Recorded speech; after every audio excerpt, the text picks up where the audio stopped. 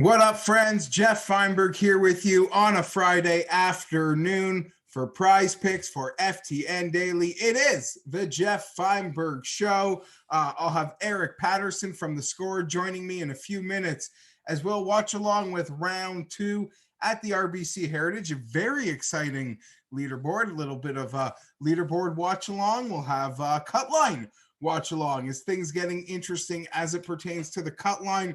Scoring conditions do seem a bit softer around the hole. It definitely played easier, it felt like this morning, and I think the official numbers would back that up. Obviously, lots still to happen, and maybe some live opportunities present themselves on that leaderboard. Is once you get a defined leaderboard, the live book sometimes, once we have sort of a defined leader and a defined leaderboard, you get some real opportunities with potential live lines. I know Eric might be keeping an eye on that, as am I, usually on a Friday afternoon, hoping to catch a fish. Not really looking to reinvest, but when those books leave a guy out that is like 80-1 and everywhere else he's 40-1, if I believe he's going to win, you never know. Leave your comments in with me. Tell me what you think that cut line might settle in at this afternoon, who you are needing to sweat. I got some beautiful lineups going right now. I also have some lineups that are getting absolutely destroyed. That happens. Paul Casey, that unfortunate triple. Was it a triple yesterday? Seeming to be a bit of a problem as well. Heard Cameron Smith's post-round interview from today on the Sirius XM PGA Tour Radio. What a likable fella. I mean, he's like, no, I thought I putted great today. I thought I putted the exact same as I did yesterday. Golf gods giveth, golf gods take it away. Sort of a water finds its level attitude from Cameron Smith as he birdied the last to get around an even par today to maintain his position. Stuart Sink making good on that incredible trend that I know Dave Tyndall passed around earlier this week as it pertained to his performance off T12s in majors or off of majors in general and where his wins have come from. So it's nice to see him get it going. And prizepicks.com, promo code FTN, 100% instant match bonus up to $100. It's you versus the projection over at prizepicks.com. I'll look forward to this evening when they drop the Saturday projections for the PGA Tour along with their single stat birdie or better projections. But until then, I'm going to dance with a little baseball today. Bo Bichette, he's going over 85. 85, I wish. 8.5. That is Bo's projection, as I was tempted to make a multi-sport parlay power play, but I just kept it with baseball friends. Bo Bichette, and well, I have Christian Yelich on the page, but you know, these things, they sometimes got to be in earlier in the day, and I don't believe the news is trending very well for Christian Yelich, who got a bit of time off. Oh, look at that. Fancy graphics. Thanks to the team. FTN. Thanks, boys.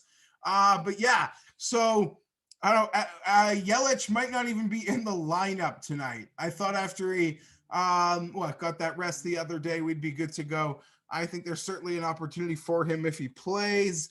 But as we sit here now, just after 2:00, I feel less assured that he's going to be playing, or that maybe I underestimated the extent of what is bothering him, as it apparently is still in question. What is not a question? Bo Bichette over 8.5. You could take that with anything. UFC, NBA, NHL, anything you want to make on the weekend. You could do a multi-sport ticket with that. PrizePicks, promo code FTN.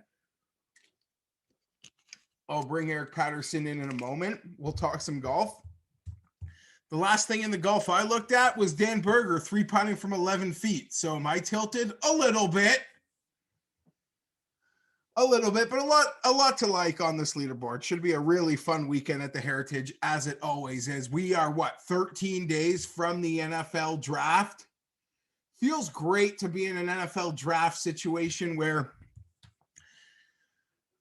how do you put this? Last year was so, where's your brown SD at from the chat? No, I don't have a brown. I don't like the brown. I like this Padres hat because it was identical to the Chargers color scheme. I do have a soft spot for the Padres. In baseball, I guess you could have like American League and National League teams. like that's not really a thing, but like in any league, if it's a thing, like I guess it's baseball, especially when I was a kid. Because I do have affinity for San Diego, go out there a lot. I've been to Padre games, so make me pick a National League team, it's the Padres. But I'm not into the brown as many other people. I really like this color scheme because it matched the Chargers and it went with 80% of the clothes I own, which are Chargers probably colors. That's why. But yeah, no, hype for the NFL draft. A lot of uncertainty once we sort of get past number 3. It's usually a holiday for me and my buddies, but maybe EPAD will update me when he gets when I bring him on here in just a couple minutes. I don't know if they just close golf courses. Doesn't bode well for anybody where I live because that's how pathetic things are at the moment. We've literally gone backwards in a year. We might have to like shut down. We're on like some apparently 6-week pathetic lockdown here. I'm not tilted. I'm fine. That burger 3-putt from 11 feet is just gasoline on my triggered fire, I guess, at the moment. Not pleased.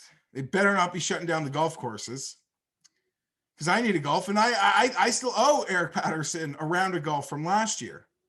So I got to make good on that this year. So it better be given the opportunity sooner than freaking later, God damn it. But NFL draft 13 days away. I can't wait. I got a quarterback, so I get to sort of watch and admire or just watch from a distance. And I don't get too down on any of the guys. Like every draft process, I kind of fall in love with all of the quarterbacks. I buy into the good. I buy into the ceiling. I think that is what you're drafting.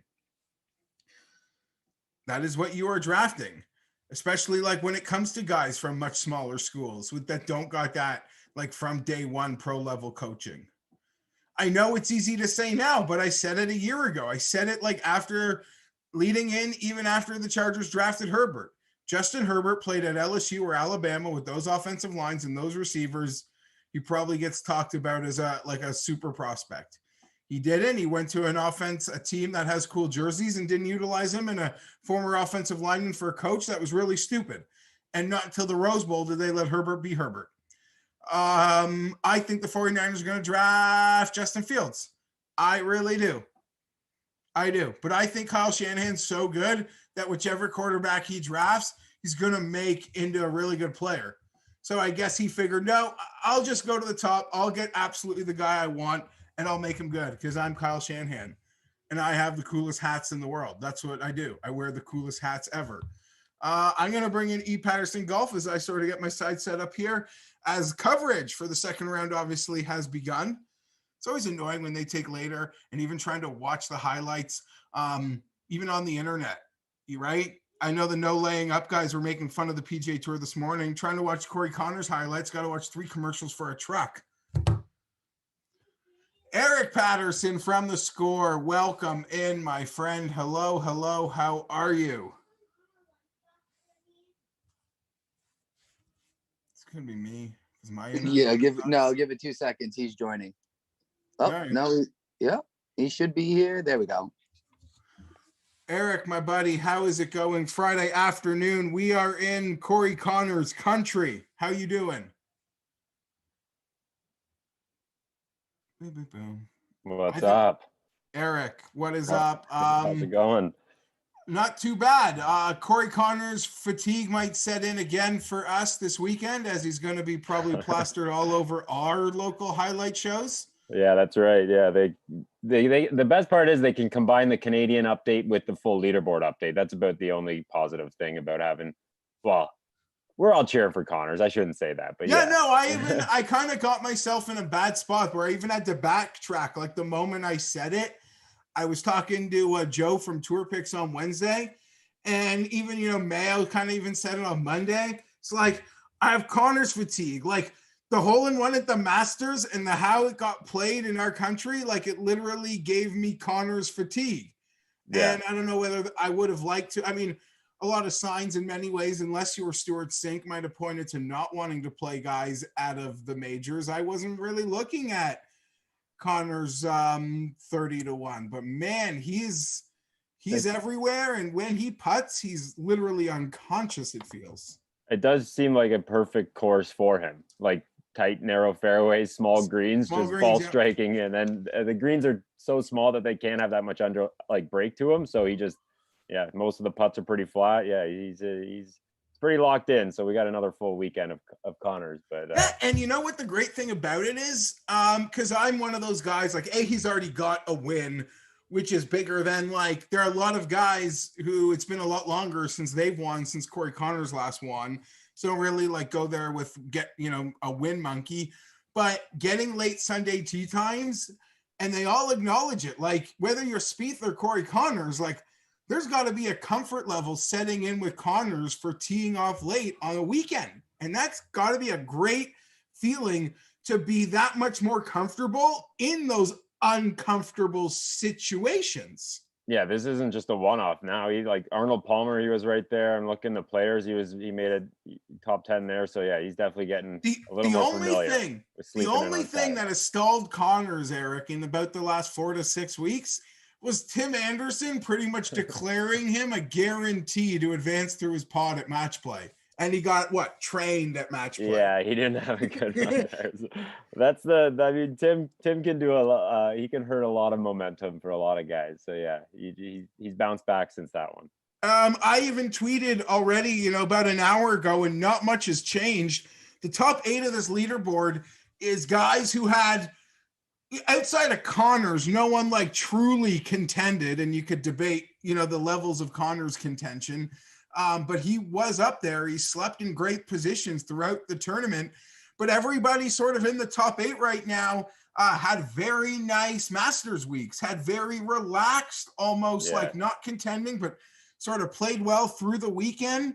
And outside of Wesley Bryan, it's a consortium of guys that had, as I would call it, very nice Masters experiences making up the leaderboard. And I think that should probably be what we look for moving forward. Just guys who had like low stress, played well at Augusta, didn't have to worry, like grind over, 4 or 5 foot hard putts all weekend because they knew they were like had a chance to win. Wesley Bryan popped up. I see him sitting there at 66 to 1 if you want to get a little frisky on a past champion. I don't think that's the worst place he can go right now. But there are, I'm sitting pretty comfy with Morikawa. I think he was putting it so well today. He missed. Seems like he was burning every edge he looked at. He had an ugly 3-putt. He's right there too. So I'd be worried about him.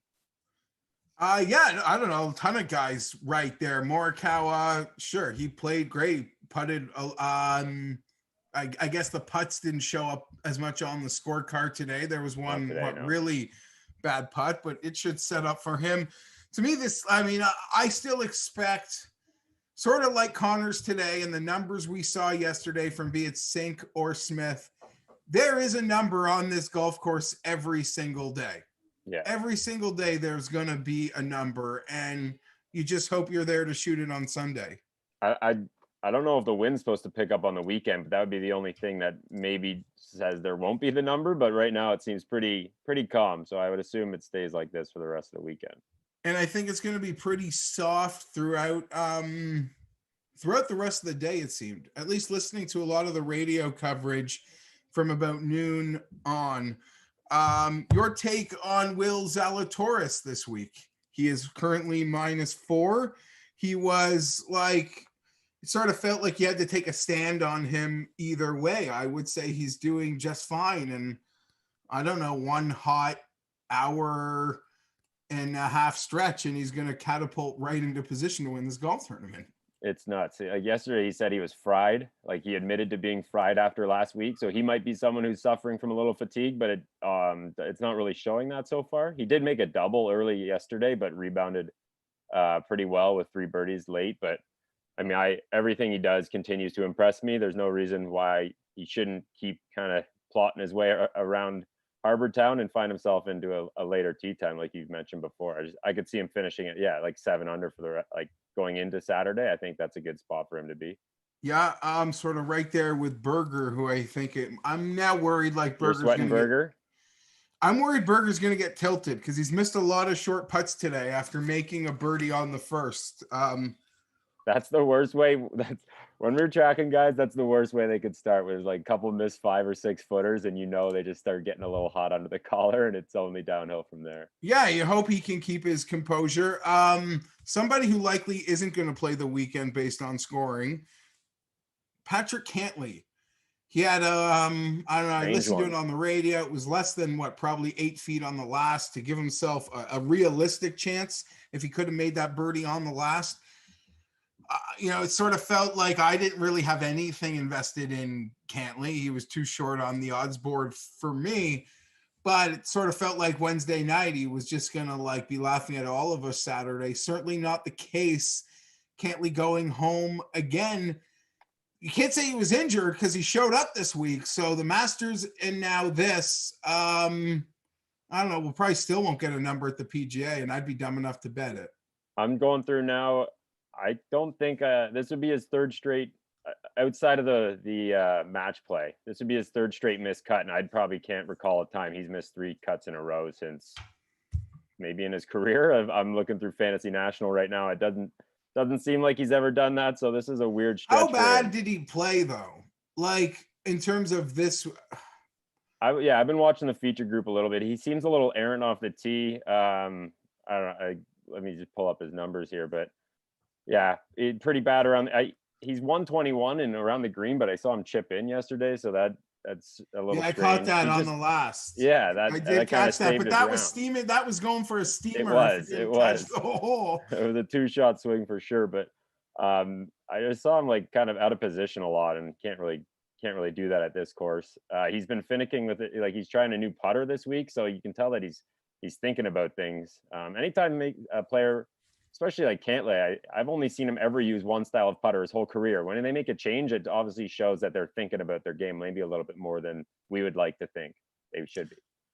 Full credit to Terrell Hatton, who turned in quite a handsome day today. And when he's in a really bad position after the first round, I'm not saying that you got to bet him to win, because it seems like he's kind of playing himself out of tournaments early on, unfortunately. But it seems like this is a guy to hawk in a second round matchup, coming off anything like flirting with a 75 the day before. Yeah, where else did he do this? It was recent, wasn't it? Yeah, it was. It was recent. I don't know whether it was the Players or somewhere, and it was definitely in Florida. Because he didn't, he hasn't. Bay Hill, maybe it might have been Bay Hill. He was an honor, Bay Hill, yeah, as past champion. He fought for it. He made the cut at the Masters for the first time. I believe he carded rounds in the 70s at the Masters for the very first time. So, not everyone, obviously, you hope to win the Masters, but once it sort of starts, you probably create realistic expectations for yourself. And he exceeded them. It's nice to see. Kiowa Island, Eric, is a place that we don't have much to compare it to on tour, but the last time we were there, a lot of Europeans who have a Hatton model game played very well, despite Rory beating them by a touchdown. Yeah, I think that the length of Kiowa is going to be talked about a lot, but like you said, the leaderboard lends itself to almost like a grinder, gritty European type scrambler is going to get it done. But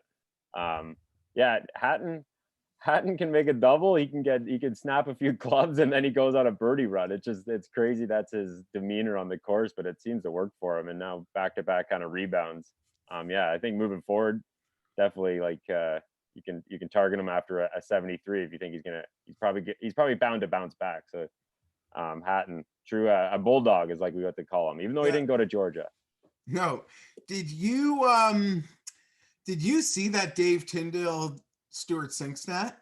I heard you reference it and I saw it float across, but I didn't fully digest it. It's like Stu Sink comes T12 in a major and he goes and wins the next week. Is that basically what it is? Oh God, hold on. Shucks. I got it because I had it. Okay. I'm not prepared for a season this late in Sink's career where he's a 2-time winner in a season. There's a player at the Heritage whose first 5 wins came the week after a major, including 2 here. He was his finishes in those majors before he won the week later were 13th, 28th, 17th, 17th, and 14th. And he finished 12th at Augusta. I don't like, that's a narrative street if I've ever seen it. Yeah, right. I mean, we always talk about like guys can win. Like guys winning never really can surprise any of us. Guys can win out of nowhere. Guys win with form. Guys, winning is hard and they can get lucky and be great and win. What rarely happens is guys who aren't of a certain current skill set winning 2 times in a season. Yeah. Like that is really, unless you like get them early, it's really hard. Like it doesn't happen.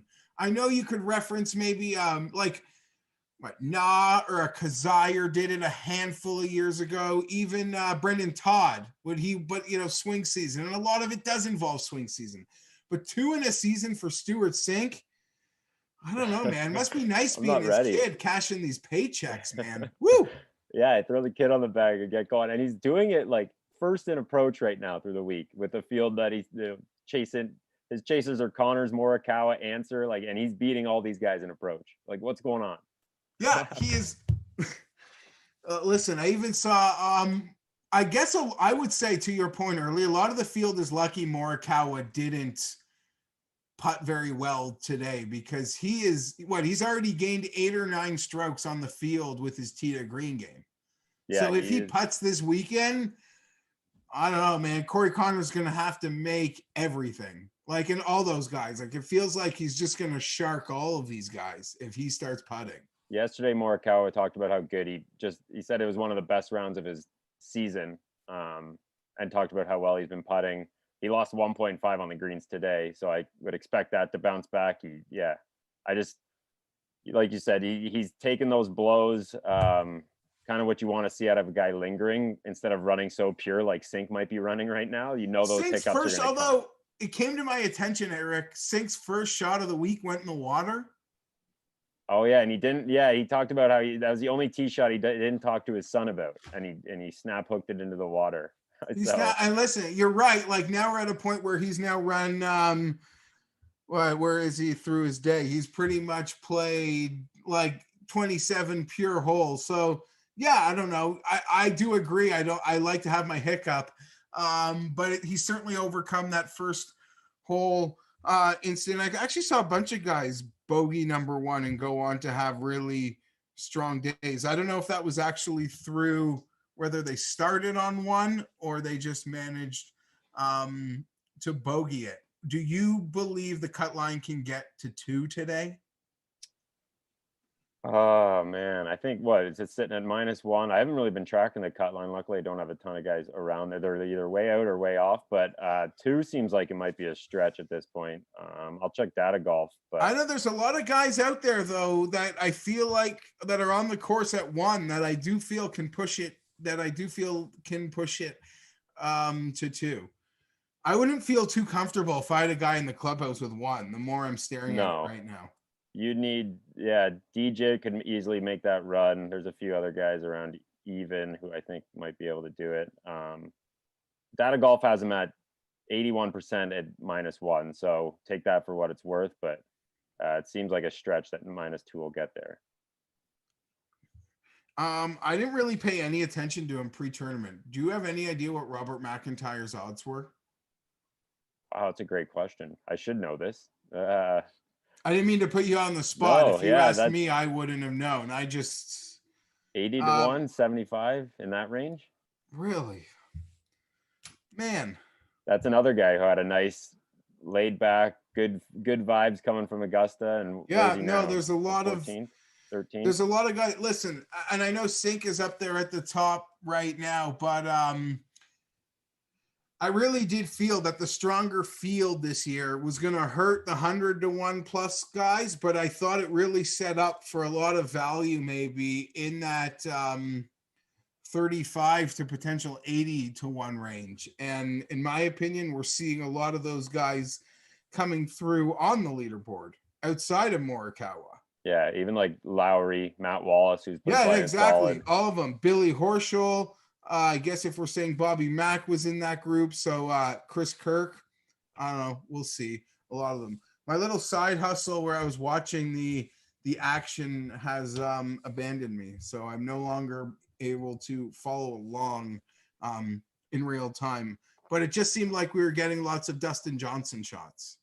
Yeah, no, we DJ's on the cut line, so we're gonna get a ton of DJ shots the rest of the week here. But DJ's out there with Will Z, and we're also getting a lot of Burger's out there with Grace. It seems like.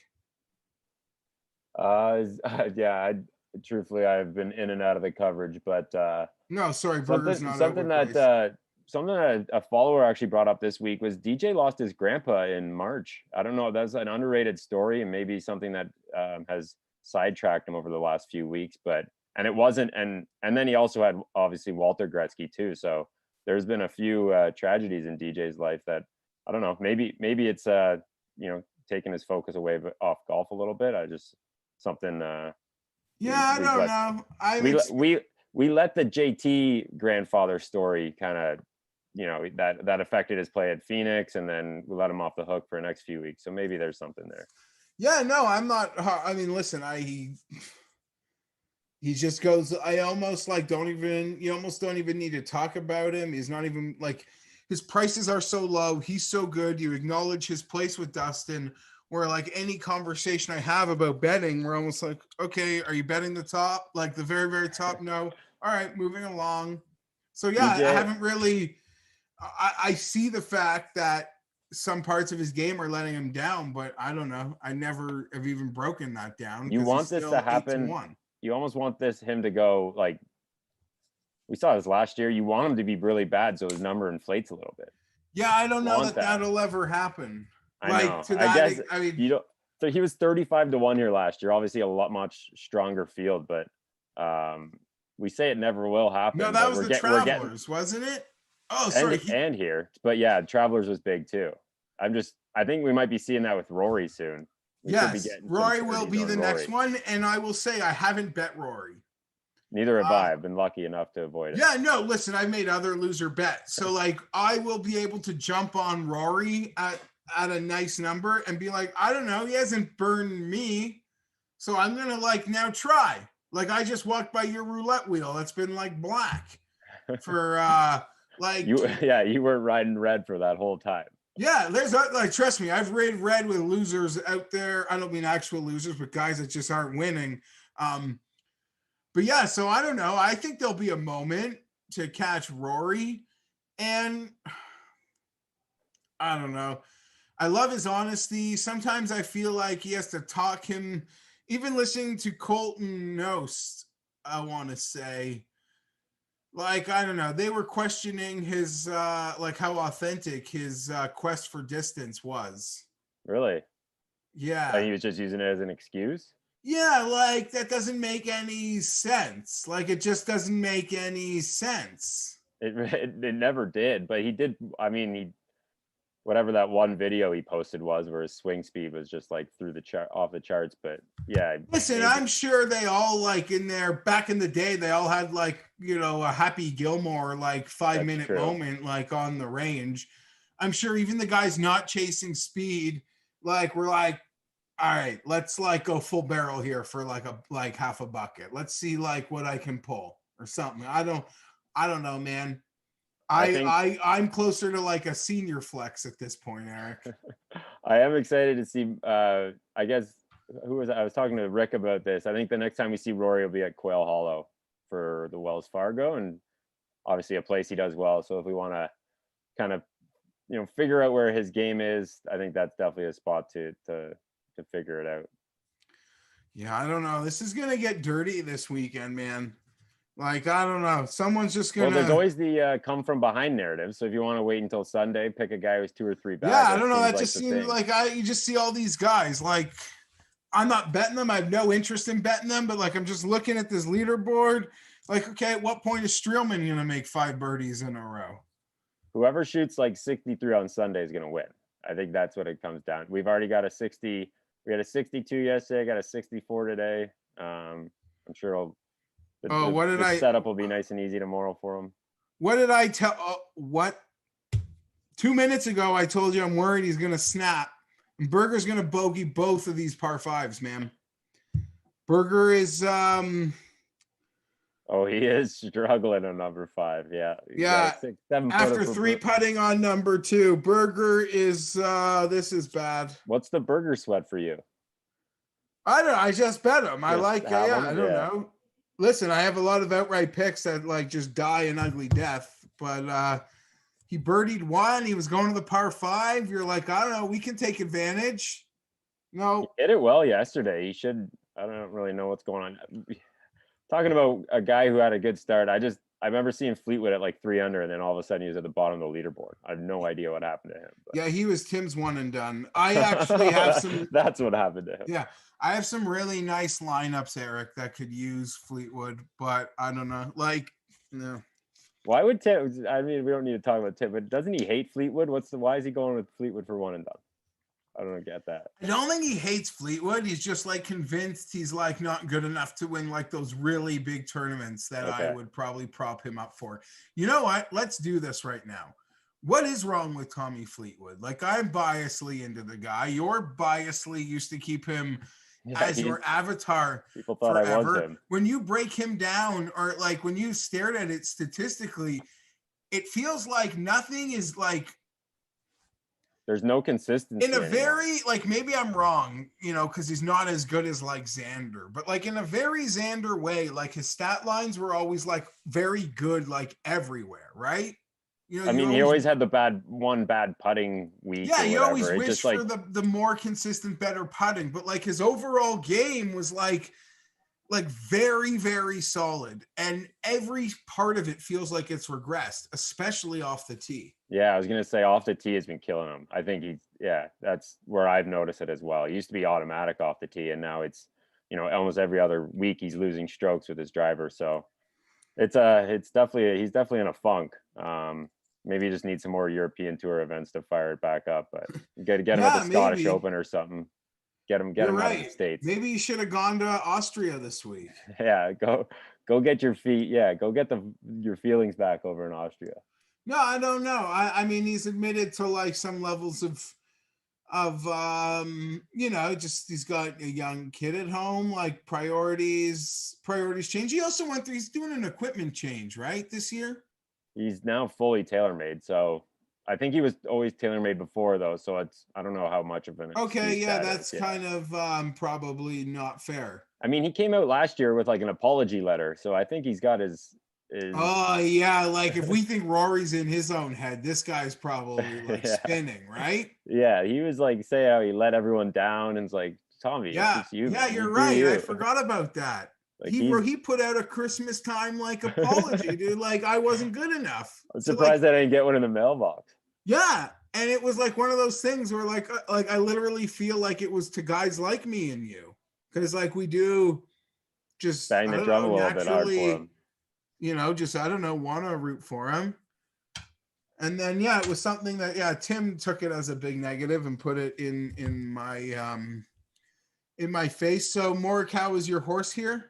Yeah, he's putting all the chips behind him. I'm feeling I like it. I wish he made a few extra putts today, but that's, I mean, 3 back with Sink. No offense to Sink, but I'm worried Connors might keep getting toasty, or there's going to be a guy who chases these guys down. But I think Cam Smith had his big round in round 1. I think that's Cam Smith. Listen, I loved his post round interviews. Like I don't know, he might be the man. He might be like the coolest guy. Everything went in yesterday. Hit it the exact same today. They didn't go in. That's golf. Like he was just like, what? Like, you know, he was happy to make that short little tap in on the last. I am quite high. He'll probably let me down.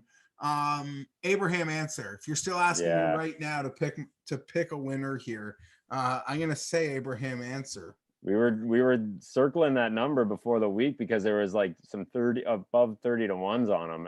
I never pulled the trigger, but you know, those were the big number that we saw early in the week ended up being the number. Like every other they book, all inflated to that one. Yeah. Every other book drifted back to that because, as I said with Mayo on Monday, and listen, these current scores would prove me wrong because I was like at 22, like 25 to 1, I'm betting Berger or Hatton.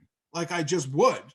But once he crossed 30, and even I saw like 33, 35, it's like, I don't know, guy's game now. Guy's totally game. And I'm hoping for a big weekend from him. You're obviously hoping for one from Morikawa. I think we are going to get an exponentially more exciting Sunday finish than the Masters. Not just like more exciting, because that would just take two guys like competing. But I mean, like, it's going to be a dogfight this weekend. That's why this course and courses like it, sort of like Colonial, like it really does create for I don't need like the superstars here. These courses are going to make it super entertaining. It gets so congested. There's always like, it feels like there's always a playoff here too, or like every other year there's a playoff. So there's going to be some kind of mayhem going on Sunday. Someone coming from way back. Answer is still 20-1. I mean, that's not a bad spot considering like if he closed around 30 and he's I would say at this point, I would probably hold off because it could get like hot. It could get better when they're probably banking on Sink to keep pulling away, I would imagine. But not only that, like, 15. Well, I guess Berger fell off, but like once Billy Horschel gets to like 8 under, and once Charlie Hoffman's at like 8 under, and once Willie Zizzle gets it to 7 under or something, like Willie Zizzle, is that what we're going with? I don't know. That Morikawa number is only going to get stronger, I would assume. Yeah. It always is interesting. I don't know if these books are accounting for what's on the board now or what the board might look like like at the end of the day. I just think I honestly think they're really sometimes not in the clue until they're taking enough action on something that they're alerted, and then they're just kind of protecting themselves. And I would also argue, Eric, I don't even know how much they give a crap, because I feel like for every like bad number they hang, there's just a guy that like bet Justin Rose at plus 300 or something yesterday. Like a lot of like, not yesterday, last week. Do you know what I mean? I think they take so much money of that it all just works out. And in the end, probably true. In the end, they just offer the live as like a service to keep customers happy. I'm sure they win on it. And I even saw the guys in Vegas talking about, or the DraftKings sportsbook director talking about his handle last week. Like they said they took an enormous live handle, like close to 23% of their entire Masters action was on the live handle. And they killed it. Yeah, everyone's just chasing come Sunday, especially with a runaway like that. Everyone wants the comeback to happen, so no one goes and takes Hideki in that situation. They're just cheering for the 10-1 comeback win, and then it always ends up being Hideki in the end. Yeah. Awesome. Eric Patterson from The Score. Appreciate you dropping in with me, talking round 2 at the RBC Heritage. We're both expecting a fun weekend, and I don't know. Maybe you just sort of plant your flags on some long guys and try to catch an each way. If your bodies die, or you're looking for some more action. Yeah. I think I'm just going to kick the feet up and pray Morikawa can cross the finish line. I think that's listen, you got your horse in like a kingmaker position. That's there's certainly no point in reinvesting in any of it. Eric, thank you for your time this Friday. Thank you for having me, Geoff. Anytime. Word. Eric Patterson from The Score. I always enjoy chatting with him. I should have asked him the status. They closed the golf courses here, because that would really suck. Part of me is like a little bit triggered in like doing this right now, knowing that they might have canceled golf where I live, because it's pathetic here. Okay.